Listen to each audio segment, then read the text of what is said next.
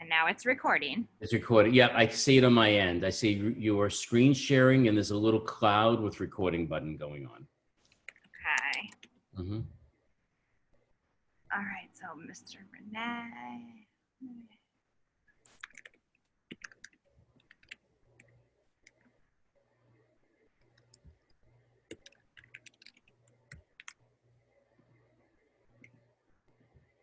And I am gonna go mute as soon as you start. Okay, so the audience also sees a small recording. Okay.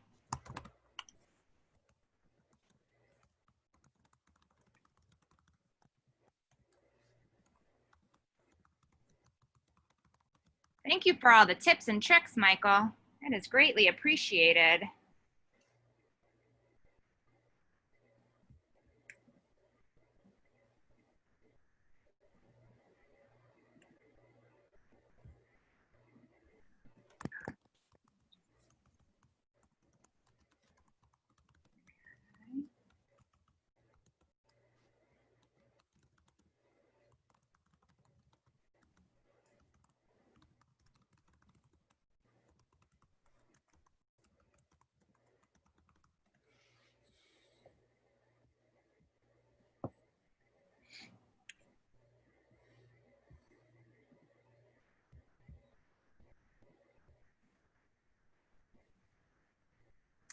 Oh, Michael's got behind the scenes experience.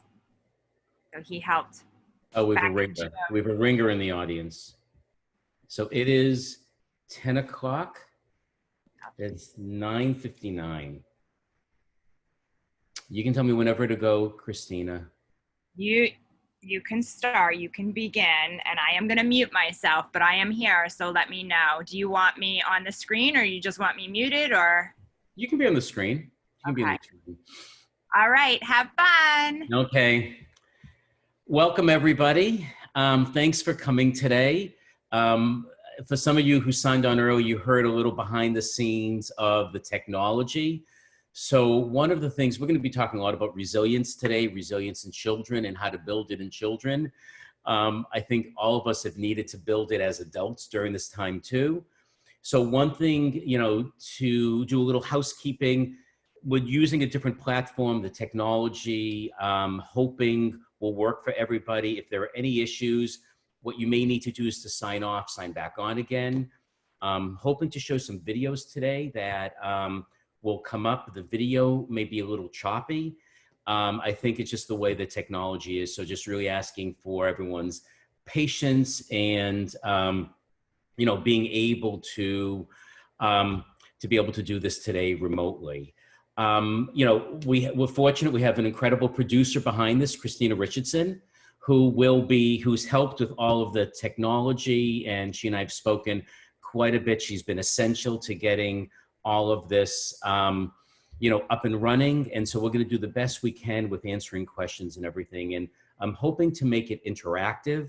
So it's just not me lecturing, looking at myself for the next hour, which is not something I want to be able to do.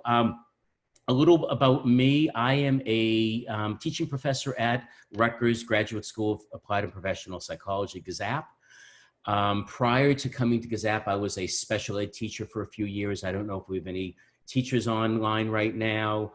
And then got my degree in psychology and have been teaching at GAZAP for the last 6-7 years, teaching in the school psychology program. And I also have a private practice. So in my private practice, I work with children, adolescents, adults, families, couples, and since March have been working remotely like everybody. And so much of my work has been about coping with the pandemic, building and talking about resilience. So I'm going to be integrating some of my work with clients and patients into the work today. If you see me looking around, I have a laptop, I have a monitor, I have the chat box, and I have my cell phone. It's all to just kind of manage everything. So if you see my eyes darting around, it's only about looking at that. And with the presentation being on the screen, I don't have a clock, and I want to be mindful of everybody's time. So thank you for coming. And there'll be time for questions and for some, you know, audience participation. So, the other thing is I have a very robust agenda in an hour. And when you look at it, I have 123 slides. I always over prepare. It's from my teaching days. But the presentation's going to be uploaded into the store. So when you go into the lobby for the Beautiful Summit, there'll be on the right-hand side, you'll see a store, and my presentation with all the hyperlinks and all the resources will be on there, and all my contact information too. So if you have any questions that you want to ask after or reach out to me, my email, my cell phone number will be on there.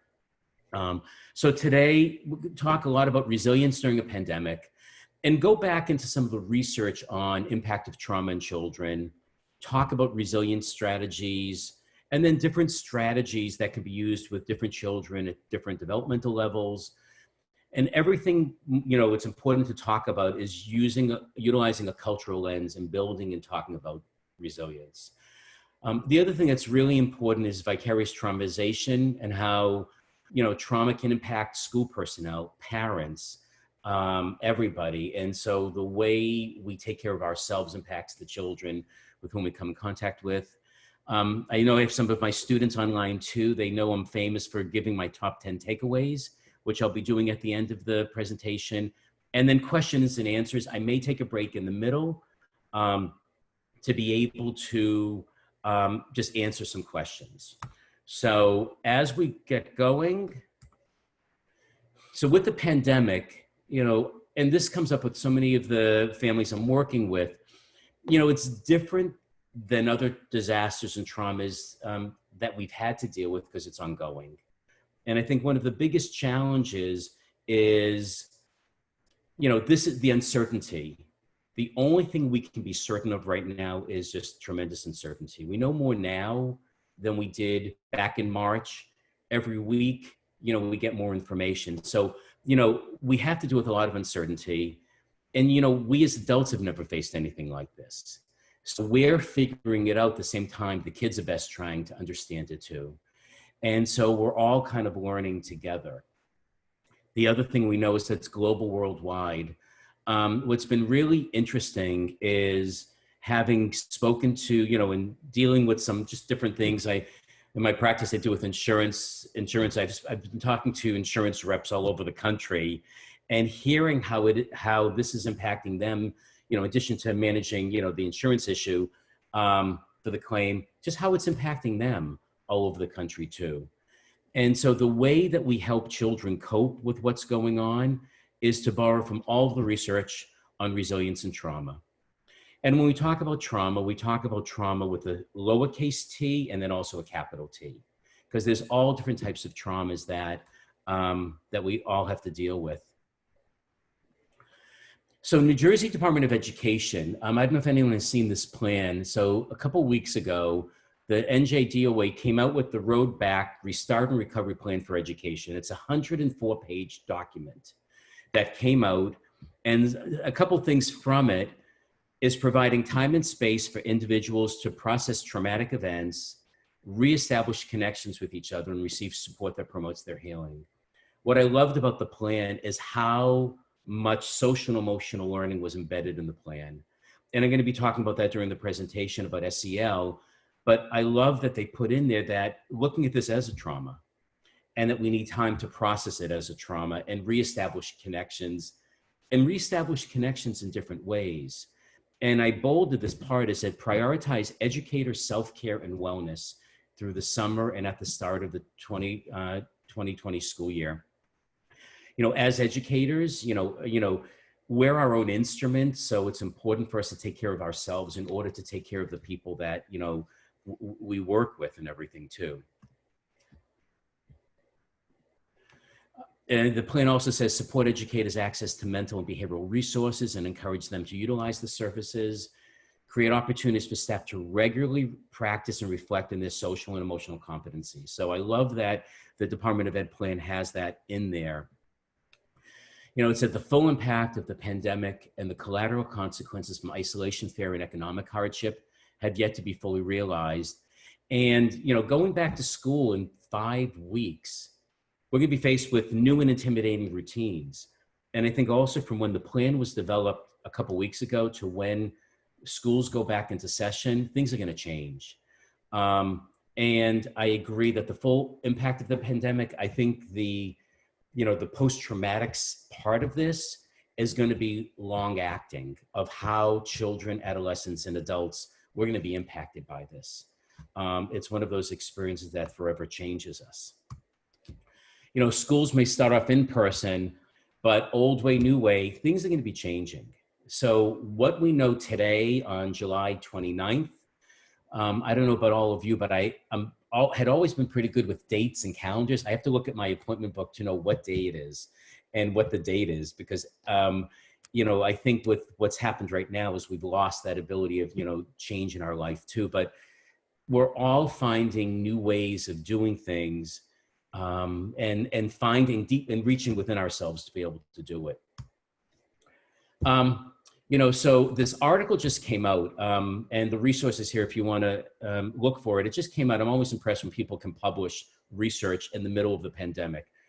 But what Prime, Wade, and Brown are talking about, their acute threat to the well-being of children and families due to challenges related to social disruption of financial insecurity, caregiving burden, confinement-related stress, crowding, changes to structure.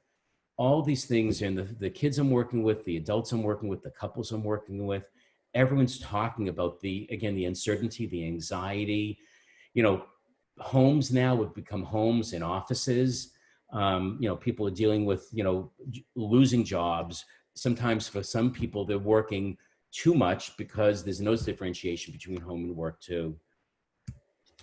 The consequences of these difficulties are likely to be long-standing because the ways in which contextual risk permeates the structures and processes of family systems.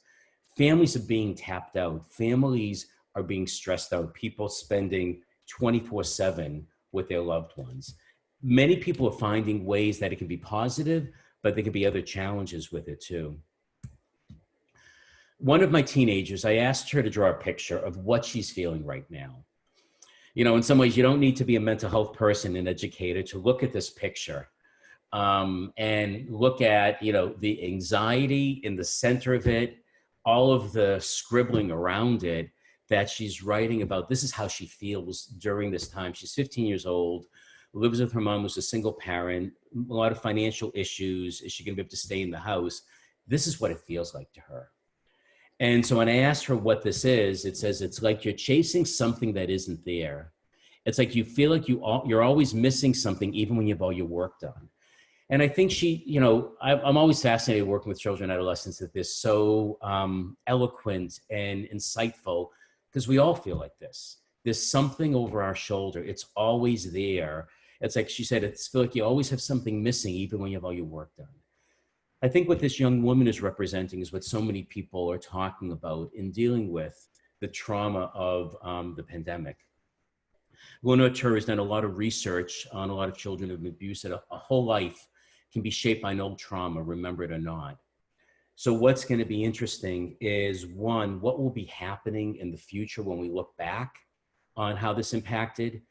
And I find so many adults I work with, this is reactivating old trauma for them. So old family trauma, social trauma, racial trauma, everything is being reactivated again during the pandemic. So resilience in schools. So resilience, and many of you may know this, from having talked about this before, so resilience is about the process of becoming. And I love that word. It's when children believe that they're worthy and capable of overcoming challenges. And so how do they learn this? And I'm sure all of the school people involved, the teachers, school psychologists, counselors, other school personnel can teach students of how to become more resilient. The challenge now is that with remote learning, it's challenging, but it can be done with inclusion of social and emotional learning. And we'll be talking about ways of doing that. Early experiences can shape a student's life for a lifetime. For some children and adolescents, trauma events that challenge an individual's sense of physical, emotional, social, and moral safety often create alterations in their sense of self that can make opening to the benefits of school environment quite difficult. And what's going on now is tapping every one of our senses. It's every part of our being in terms of physical, emotional, social, and moral safety. And often that sense of people not feeling safe and how to be able to get safe during these times that are challenging. So the question comes up is, do children need to experience adversity to build resilience? Like, do we need to create experiences in order for kids to learn how to do this? And, children from any background can experience adversity, and it's necessary to build children's resilience through universal interventions. We're going to talk about everyday strategies and some specific strategies. We're going to just check the time, see how we're doing. The question is, should we build resilience or prevent adversity? I think what the pandemic has taught us is that we can't prevent adversity. Stuff happens. And, in having done many parenting talks over the years, and I'll go to schools and I'll ask parents, what do you hope for your kids? And so many of them will say they want their kids to be happy. And as a parent of 2 grown children, of course, I want my kids to be happy. I also want them to have the skills and the coping skills for dealing when life goes awry, when life is unpredictable. And so while it's preferable to prevent adversities, it's not always possible. And so we need to seek ways to build resilience, and it's easier to build resilience than to prevent adversity. Here are some ways, this chart, I'm just gonna leave up for a second. It's just different ways. I'm very big in, visual, like I remember being, during my teacher days, having things up on the walls, having things that kind of are representative of what, the hopes are to accomplish, having resilient adults around me. I'm hopeful and positive even when it's tough. I can practice to achieve my goal. I can cope with change. These are some ways, and we'll talk about specific ways, but there's so much out there with technology that, it's important to just kind of be aware, and it can be a little overwhelming when you go on and seek out some resources. I'm going to try to share some that I found to be really helpful. An article that came out, some research that came out in 2016 is that unconditional positive regard in a safe and caring environment is important to foster resiliency.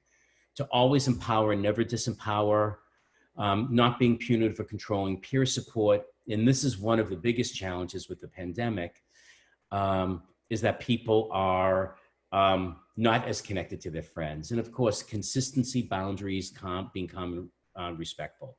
I apologize if I skip around and go through slides. It's just I want to cover some different areas. And of course, you'll have the PowerPoint to go back to later on to refer to. Any of my students who are in this presentation today, I am big with icebergs. A number of years ago, some of my students gave me a glass iceberg because I'm big in talking about the externalizing behaviors and the internalizing behaviors. So underneath so much of the anxiety that we're talking about, we see the feelings of being embarrassed, ashamed, disgusted, overwhelmed, depressed, stuck, jealous, helpless, hurt, insecure. How kids present on the outside is maybe very different than what they're feeling on the inside, especially with kids who are acting out or being more oppositional. Usually underneath all that acting out behavior, oppositional behavior, is all this anxiety too. And just for us to be mindful of that too. Promoting trauma-sensitive school approaches has the greatest potential to positively impact all students, regardless of their trauma history. So the National Association of School Psychologists, NASP, has talked about what goes into being a trauma-informed school. Feelings of physical, social, emotional safety, a shared understanding of trauma, positive culturally responsive discipline policies, which is crucial, access to comprehensive school and mental health services, and effective community collaboration. And the NCTSN, the National Child Traumatic Stress Network, have 4 R's that we need to be aware of. Realize both the widespread effects of trauma and the many pathways, the signs and symptoms, respond with a trauma-informed approach, and resist re-traumatization by reducing triggers, which isn't always possible. I'm gonna actually skip this video just because of time. So this is a video that talks about getting started with trauma-informed practices, something you can watch And it's really something that, how to incorporate it into the classroom. Some of the work that we know about trauma comes from right after September 11th. And early on in the pandemic, so many people would say, you know, Jeff, this reminds me of how I felt after 9/11. So in 2003, this incredible book by Susan Coates Rosenthal and Schechter, Trauma and Human Bonds, they talked about, and this is what is so difficult now with the pandemic and distancing, is trauma and human relatedness viewed as inversely related terms. The greater the strength of human bonds that connect an individual to others, and the more the bonds are accessible in times of danger, the less likely that an individual will be severely traumatized and the more likely that he or she may recover afterwards. This is what's challenging now because we're traumatized, we're all feeling this, and yet because of COVID, we can't be as close and connected as we'd want to be. You know, it says there's a limit that even when the most securely related individual will be overwhelmed by a threat that's too massive to be borne, and the importance of human connection against later trauma. So that's the challenge of how to be connected during times when we have to be separate from each other too.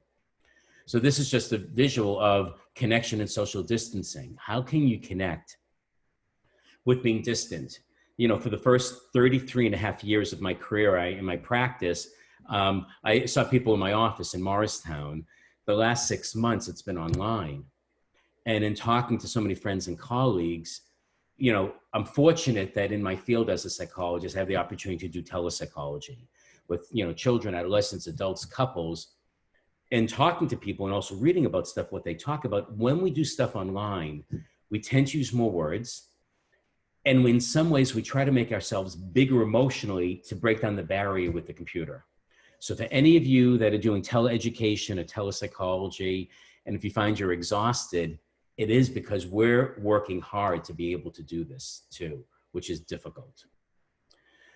So if you're using a hybrid or distance learning approach to teaching, you know, the goal is that learning about technologies that are out there in order to connect with. So there's so many, there's Google Classroom, Teams, Zoom, Microsoft Flipgrid. I'm sure there are some very entrepreneurial people in Silicon Valley who are coming up with other technologies now. The thing to keep in mind is that most of the impediments that made remote learning a mostly non-learning experience this spring is still present today. And a lot of it comes down to equity. Oops, let me go back. And many students' lack of internet access at home. And when we talk about cultural diversity and access, it's something to be aware of just with everything going on. Recognizing trauma in the classroom. You know, I think, you know, having been a, you know, teacher many, many years ago, but I think teachers are, you know, years ago, we don't community mental health centers. And I always think that teachers are schools have now become the community mental health centers, that anything happening in the world is happening in the school. And the educators, school psychologists, school counselors, other school personnel, the administrative people in the office, the custodians, you know, they're observing behaviors that may result from child trauma. And at times the people in school may be the only adults present in a child's life to distinguish trauma-related changes from the child's normal disposition. Now having kids remotely, the kids have lost that ability to have safe support too. You know, this visual just kind of describes, I've used this at other times of different presentations on trauma, but to me, it's even more representative now that, you know, kids in the classroom and how overwhelmed they're learning. And working with so many parents, you know, and some parents who are teachers during this time, everyone's overwhelmed. And I do think that teachers are doing the best they can do with what they have. I think parents are doing the best they can do. I think everyone is trying to manage this very, very difficult time, but it's like a tsunami of water coming over the kids because they're feeling overwhelmed. And childhood trauma may affect interpersonal communications, peer relationships, academic achievement. And Judith Herman has done a lot of research, has said the conflict between the will to deny horrible events and the will to proclaim them aloud is the central dialectic of psychological trauma. And what I want to get to is how do we talk to kids about this? And there is that dialectic between wanting to deny it and needing to deal with it too. So common childhood trauma symptoms. You know, when I go to schools for child study team meetings or 504 meetings with any of the kids I work with, I really want the school nurse to attend, because the school nurse is the one that sees the kids and does a lot of emotional first aid. So stomach aches and headaches that, you know, so many kids carry, you know, their anxiety, their stress in their stomach, their head. It doesn't mean that it's not real. It just means that that's kind of where they're feeling it. They may be overly alert or hypervigilant. Could be sleep disorders, nightmares, weight changes, heightened startle reactions. For younger students, regression and changes in play behaviors, restriction of play, repetitive play, replaying the traumatic event. I have some students I work with that when we're doing a video session, and I'm doing these video sessions usually in the kids' bedroom. So it opens up another whole world for me to see their lives. And they're talking about, sometimes they'll say, Jeff, I found this article. Some of them, because of access to social media, you know, even the younger kids, they're getting too much information out there too. Sometimes the older kids are socially isolating themselves through withdrawal. They may increase or decrease their talkativeness. They may be risk-taking behavior.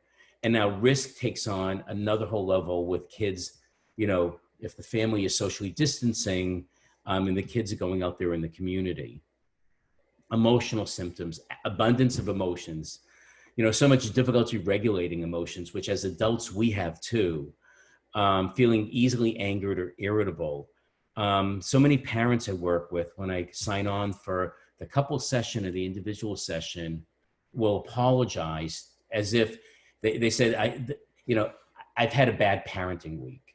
And we've talked about everything's, you know, to the nth degree now. So they're getting more easily angered and irritable because they don't know what's going on in the world. And they're parenting, and they're both parent and teacher to their kids, and coach and playmate and babysitter and you know, and exercise. So they're dealing with everything. Depression, fear, feelings of helplessness, distrust of others, lack of self-confidence, and difficulty to discern, difficulty to focus, poor skill development, flashbacks of the trauma, dissociation, changes in attitudes about humanity, aspects of life. I talk to so many young people who are talking about the future of the world. They're having these existential crises at 13, 14, 15, which is understandable, of like, what does this mean and everything? And it affects, depending on the, you know, the impact of trauma depends on the age, the perception. For some of these kids who are witnessing more trauma, if they feel victimized, the relationship with the victim or the perpetrator, or the past experience, adversities faced following the trauma, presence, availability of adults. There's so many different things which impact how people cope with everything going on. I put up this slide to show that with trauma and with ADHD, I work with a lot of kids and families with ADHD. So the reason for the Venn diagram that brings everyone back to school, there's always the overlap. And as a psychologist, always trying to figure out, what do the symptoms mean?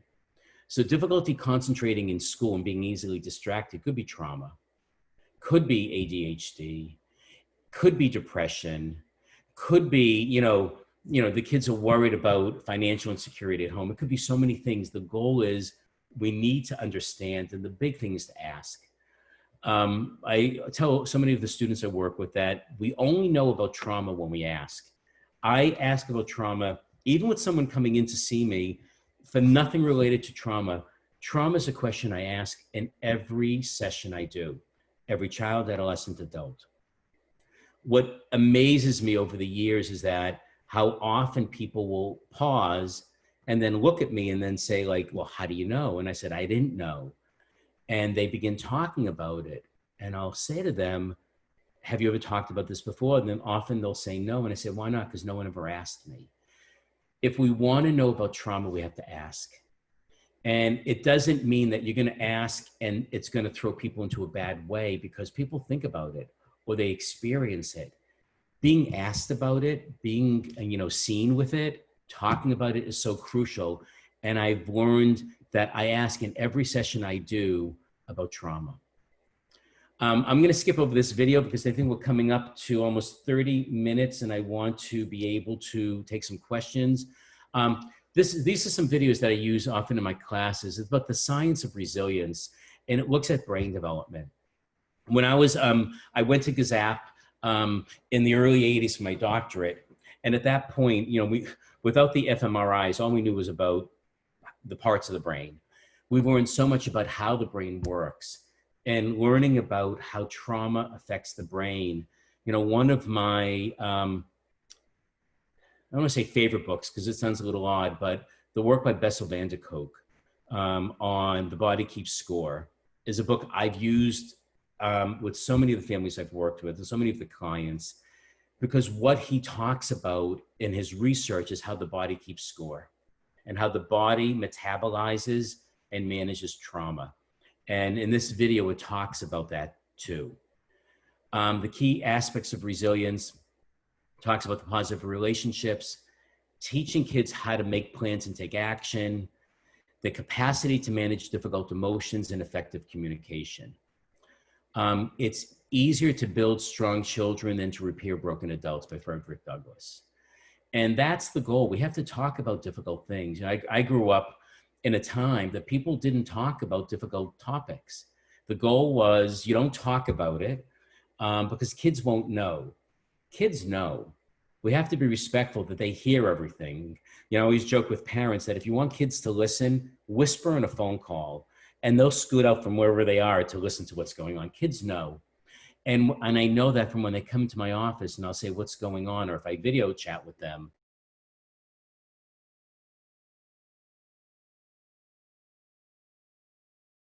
I was just muted. Okay, can people hear me? Can you hear me now? Okay. So it's easier to build strong children, and that's the goal. And before I take questions, before I get into what schools can do to build resilience, I just want to see if there are any questions that are up. And if I cut you off, it's only because I want to get to the rest of the presentation. Oh, someone asked me, can you tell us how to ask about trauma in sessions? It's during my first or second session. And what I really do is I'll say to people, and I go through a lot of standard questionnaires, standard questions. And I say to people, one question I ask everybody, regardless of their reason for coming in, is ask them about trauma. And have they experienced any type of trauma? And I ask in a very matter-of-fact way. And you look at body language, because it's not the type of question that, if there's no trauma, people don't pause. They'll say, no, everything was fine. But sometimes people will ask, well, what do you mean? Or they'll say, this happens often that people say, I don't know if this is a trauma. Can you tell me? So they'll tell me something.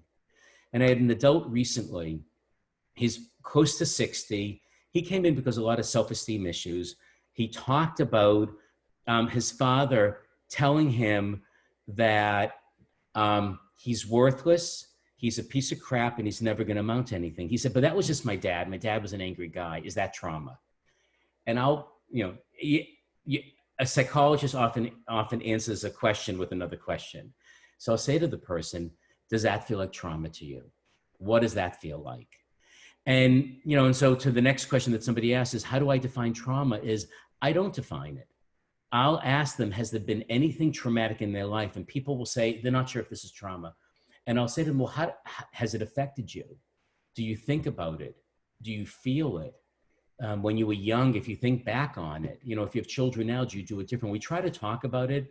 I try not to define it because I don't want to limit it, because that's why this trauma with a small t and trauma with a capital T. And it really depends on how other people define it. So for the ACEs, I'm not going into the ACEs today just because of time. If people want resources, I will supply with resources. So the ACEs are adverse childhood experiences. It was from a research study a number of decades ago.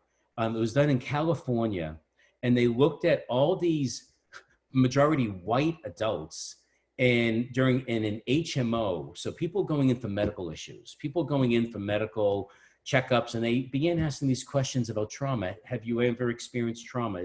Did you ever witness, any type of abuse? What they found in this very white group of people in Southern California who were coming in for health issues.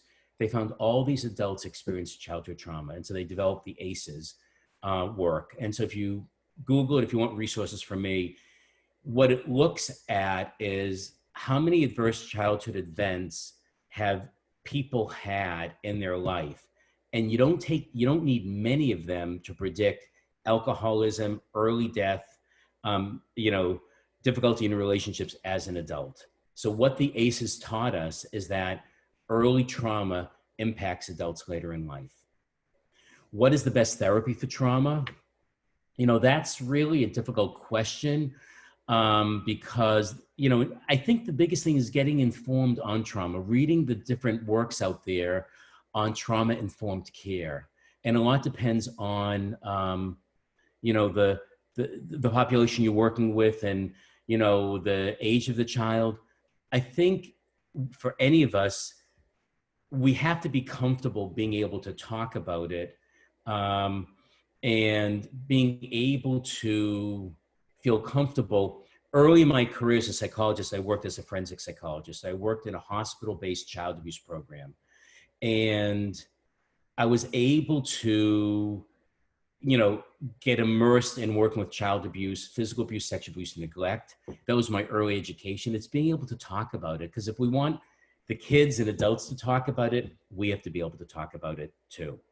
I'm going to pause questions right here, and I'll go back to the presentation. We have 26 minutes, and I have about 8,000 slides to get through. So I'll do my best. So what can schools do to build resilience? This is another video I'm going to skip over. This is Paul Tough wrote one of my favorite books of how children succeed. So he talks about teaching grit. So grit's become a popular word. The work by Angela Duckworth out of Penn. The goal is making kids gritty. And that is believing that we can't prevent them from dealing with all of this, but what we can do is talk about it. And I know it sounds very simple, of like what the best therapy is, talking about it. Again, growing up in a time that people didn't talk about bad things, because if you talk about bad things, kids are going to be affected by it. The genie's out of the bottle. Kids are affected by it. And with the pandemic, we have to talk about it at their level. So Paul Tough it's a great book, and he has a number of videos out there on you can't teach grit, but you can talk about making kids gritty, and the work by Angela Duckworth too. And thanks to Natalia, who posted adverse childhood experiences, the ACEs, on there too. Trauma-exposed kids are easily triggered, may be disengaged, may be disruptive. They may have poor attendance. Talking to some teachers, some of the, when the kids were having issues in school, the teachers could see their heads in the desk or disconnected. It's harder online. They may not sign in. They may not be as accessible, feeling disconnected and hopeless. So the question I want to ask people, you can put it in the chat box, is how many people in today receive training on working with children who've been traumatized? Did anybody, how many people have received training? If you could just put a Y for yes and N for no. I'm just curious, have people, I'm seeing a lot of Ys. Wow, this is a very trauma-informed group of people. And so a lot of people have been trained, which is incredible, which is really wonderful that people have been trained and just being able to talk about it.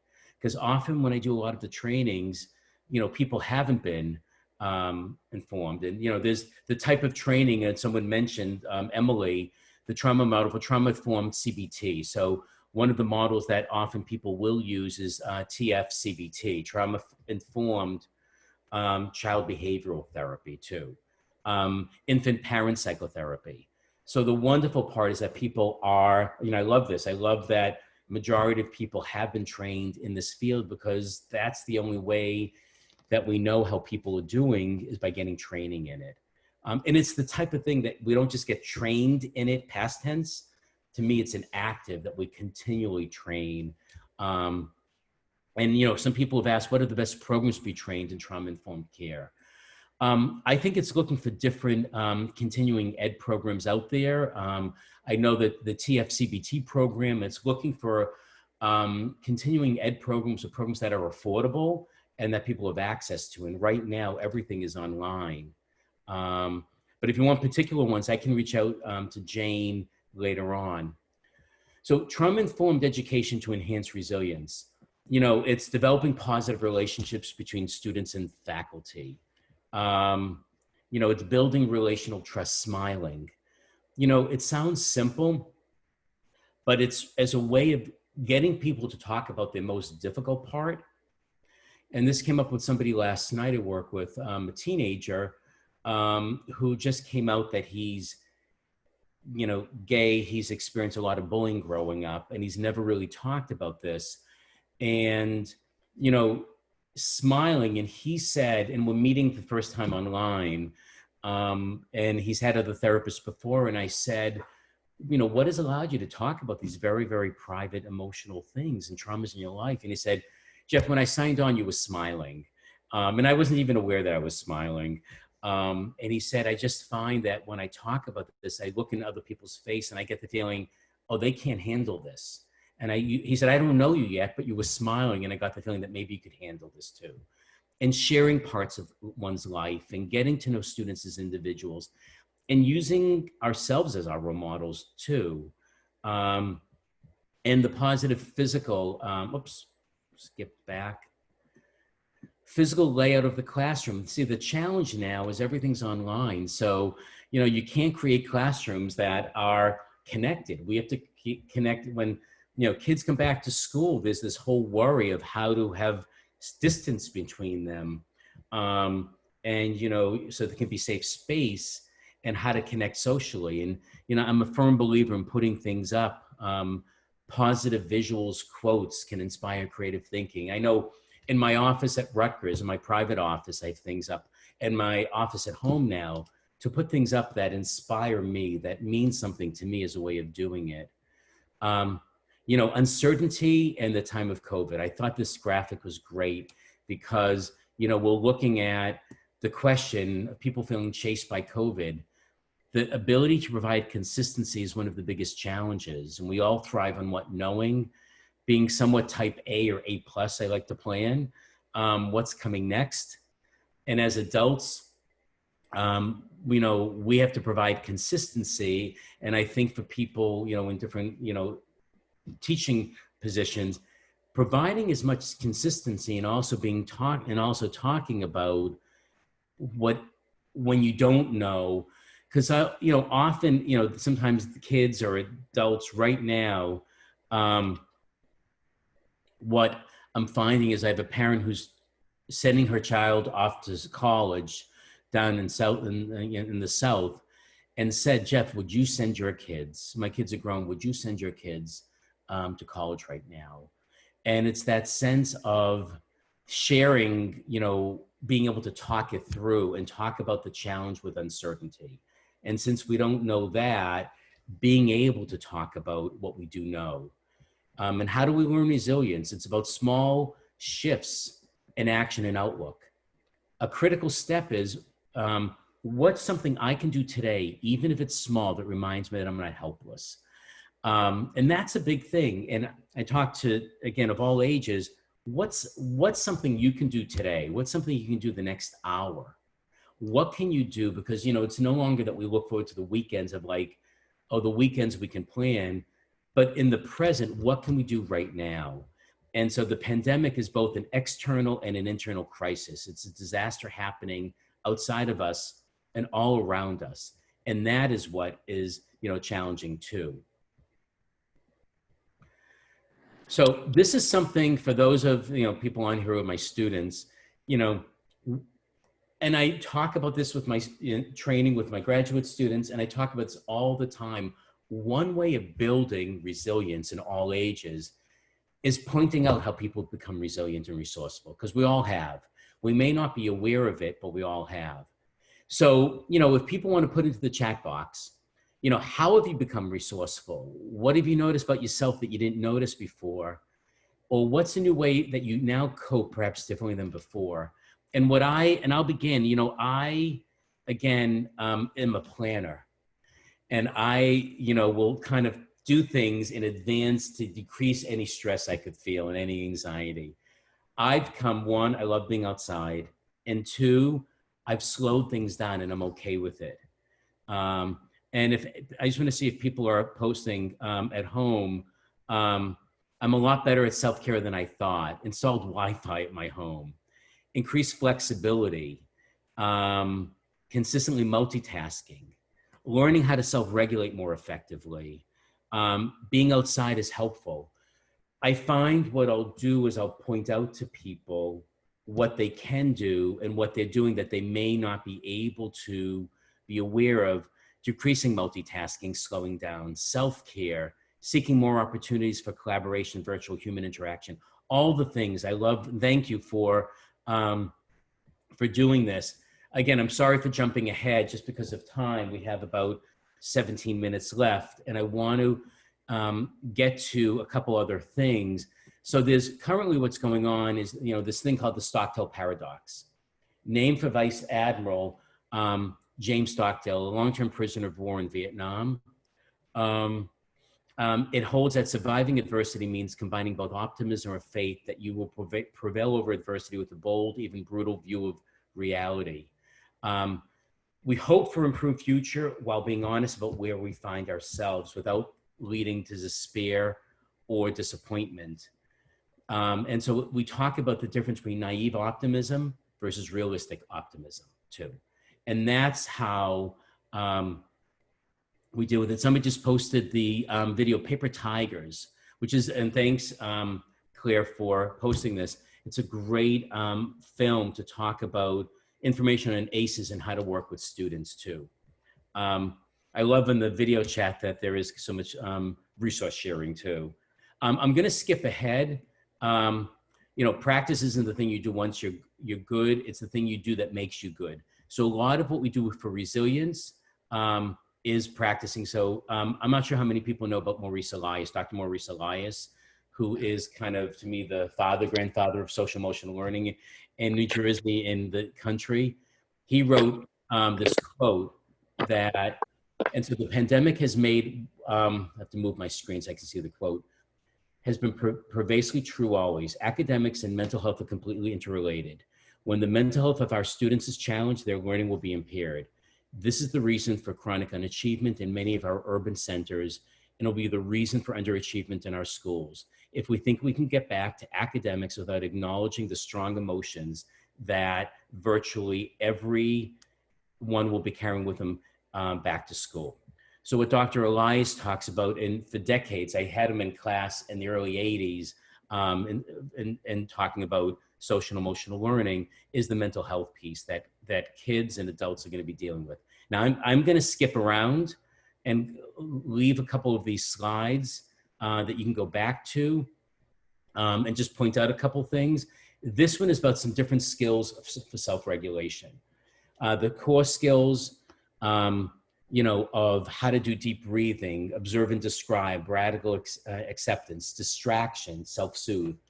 And I wish I had more time to talk about it, but these are skills to regulate emotions and deal with being able to go on and cope with things. Compassionate communication, from the traditional response to the compassionate response. So rather than saying that anyone say it's not that difficult, I need to know how hard this is for you. You're 10 now, learn to deal with it. What is it that you need? And again, I'm gonna skip ahead because of time. Adding mindfulness, this is a whole sense. And I talk about mindfulness with children of all ages and, with adults. I'm gonna skip this section. If I have time, I'll come back to it just because we've less than 15 minutes left. But mindfulness is something that I do and talk to teachers, especially with trauma informed. And there are different types of strategies of building resilience, everyday strategies that can be incorporated. And then structured strategies that can be incorporated too. And this is just a little more about that. Some different resources that people want to know. The What Works Clearinghouse has incredible research on social and emotional learning and what works in education. It is the Peer-reviewed information. So the What Works Clearinghouse is excellent. Info about kids, which is from the collaboration of the Consortium of Science-Based Information on Children, Youth, and Families. It's the Division 53 of the American Psychological Association. Phenomenal website on how to talk to parents and kids about everything. CASEL, and I refer to CASEL all the time, the Collaborative for Academic, Social, and Emotional Learning, the Penn Resilience Program and PERMA workshops. Also more evidence-based programs. The information I'm giving you is evidence-based information that's crucial in the work that we're doing. But CASEL has a lot of resources. What clinicians do, the big thing is validate, validate, validate. I hear you. And it sounds so simplistic, but being able to say to someone, I hear you, you don't have to agree with them, is important for just people to feel validated. And going by a strength-based approach too. Children are often told what they're doing wrong, so affirmations, and catch them doing good. So this is what schools can do, integrating into the classroom. It's a lot of the work of CASEL. And CASEL has come out with this. This is a hyperlink to, this is a video, I'm sorry, there's a hyperlink to what schools can do to provide SEL and during COVID response. So go to the CASEL website. And this is what builds resilience. These are some different things that, distance learning. For any of you that will be doing distance learning, here's the hyperlink for CASEL and distance learning. And yes, you'll have access to the PowerPoint. It will be in the store in the lobby. Adam Park is a school psychologist, and he does these home videos. I think he has 45 videos. So that's the hyperlink to his video on social and emotional learning. And here's another, this is the guide to returning to school with social and emotional learning too. I wanna be able to talk about two important things before I finish up and take questions, and I'm not gonna give either topic the due they deserve. One is understanding everything through a cultural lens. When I present, when I teach, when I talk, I know I'm talking about culture through the lens of a white male of privilege, an older white male of privilege. And I have to really be able to acknowledge that in order to be able to talk about culture. If I don't acknowledge that at the beginning, we can't have a conversation about culture. Cultural humility is a lifelong practice of self-reflection, self-critique, understanding of how one's own culture influences our interactions. And years ago, they came up with the word of cultural competence. And to kind of summarize the side, none of us can ever or should ever be competent in culture. We can always learn about it. And humility is there's no end goal, end result.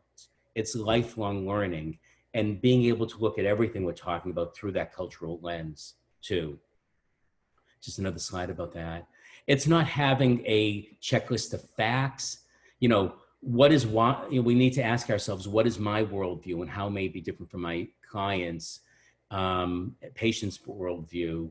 No cultural encyclopedia of rigid do's and don'ts, avoiding stereotypes, being aware of your own judgments too. And I ask my clients and patients, I have a diverse caseload of, help me understand what it's like for you, to learn about it through them. And I never want to, not have their view. And with COVID-19, marginalized and underserved high poverty districts are and will continue to suffer the most during the pandemic. So many kids are, they got their meals through school. So they're not getting the breakfast and lunch in schools. They're not having access to safe adults at times. So anything that's happening with COVID and distance learning and lack of resources, underserved populations will be the ones that are the most affected and the ones we have to be the most aware of too. This was in the Kaiser KFF, Kaiser Family Foundation, of what people, they looked at the most parents, especially parents of color, thinks it's better to wait than to open schools too. And so they come up with these stats, and you have to look at this because so many parents and many parents have, working is not an option. They can't work from home. And so it's important as we look at this. And this other one, which for any teachers on here, 24% of all teachers around the country at risk. 1.5 million teachers, 1 in 4 are greater risk of serious illness. So the other thing I want to get to in the last 8 minutes, and I'm so sorry I'm on, you know, hyper mode right now, is putting into practice examining transition with equity lens, looking at race, socioeconomic status, language learner, immigration status through all the data that we're accruing. As we keep equity at the forefront of school reopening, the Restart Committee should reflect the diversity of the school community, including those representing students with disabilities, families who speak languages other than English at home, who reflect diverse racial, ethnic, and social economic demographics. This is from the Restart Plan. And discussing racism. You know, this is from APA. I'm not gonna have as much time to talk about. The kids are aware. I've talked about George Floyd. I've talked about police violence. I've talked about inequalities, racism with everybody. So we can't ignore it. I talk about it to let them know I'm okay talking about it, and which allows them to talk about. They talk about racism. They're passionate about discrimination, intolerance, equity, and they want to be able to do something. This just is about teacher stress. The last part I want to get to is vicarious traumatization. Any of us who work in this field in any role, we have to be aware of how all this work affects us. I'm acutely aware that I am, you know, talking to 35 patients a week, and we're talking about COVID all the time. I've worked with a number of patients who've lost parents during COVID who can't say goodbye to them. If I don't take care of myself, I'm no good for anybody. I'm no good for my wife. I'm no good for my adult children when I see them and talk to them. I'm no good for anybody. So we need to take care of ourselves in order to be good for everyone else. You know, the thing that's, you know, in the old days when all of us used to fly, this meant more, but, you know, the oxygen mask. When you're on a plane, they say, put your oxygen mask on first before you put other people's oxygen mask too. So what this talks about is compassion fatigue. It's the physical and mental exhaustion, the signs and symptoms to be aware of, some resources on vicarious trauma. There's a lot of research about compassion fatigue and making sure that your organization gives trainings on it too, professional development, helping the helpers keep breathing life-sustaining oxygen. This quote, to me, is a very powerful quote. There is such darkness, and I have to move some things on my screen. There's such terrible darkness within me, as if everything was dead. The silence and the emptiness is so great that I look and do not see, listen and do not hear. No faith, no love, no zeal. The saving of souls holds no attraction. Heaven means nothing. What do I labor for? Where is my faith? I no longer pray. What hypocrisy. In the chat box, anyone have a sense of who this quote's from? Anyone want to take a guess? Gandhi? Very, very close, very close. Van Gogh? It's Mother Teresa. It's Mother Teresa. So Mother Teresa, basically, she did not want any of her writings to come out, but her writings have come out. And, you know, I found some of them incredibly helpful because she, of all the healers and helpers in the world, you know, we all think of, you know, Mother Teresa within that context, even she struggled. So, you know, when educators are struggling, they avoid student contact. So that's important. And here are some things about what you can do. And this is self-care wheel that I have on my Doric app at Rutgers. So here are my top 10 takeaways. And then in the last 3 minutes, we'll go for questions. So my last 10 takeaways. Resiliency can be taught in schools in more than an hour presentation. Seek out professional development, opportunities on trauma-informed care. GZAP has a lot of continuing ed programs, and I can, if people want other resources, you'll have my contact information at the end too. When doing trauma-informed care, it's important to look at everything through a cultural-informed lens. Early experiential educational experience can shape a child's life. Promoting trauma-sensitive school approaches has the greatest potential to positively impact all students, regardless of their trauma history. You can build resilience using everyday strategy. The pandemic is impacting everyone. It's worldwide. The impact of trauma in child depends on many factors. Even Mother Teresa struggled. And number one is be on the lookout for compassion fatigue and take care of yourself. One of my favorite quotes is, you know, Maya Angelou. I've learned that people will forget what you said. People will forget what you did, but people will never forget how you made them feel. What we all do in this field is how we make people feel. We feel them. We hear them, we see them, and we let them know that one of the greatest gifts is we can feel their pain. We can sit with their sadness. We can be with their trauma. And I love, love, love this quote. I think I try myself, I'm not oversharing. It's in every class, it's in every presentation I do, because people remember how we make them feel. And so here is we're going to come back to questions and answers. This is my contact information. You'll have my PowerPoint. You can Google me at Gazap. That's my Gazap email. That's my cell phone number, the best way of reaching me these days. And my final slide is just to say thank you for coming today. And I truly apologize for rushing through all of this so much. But in the last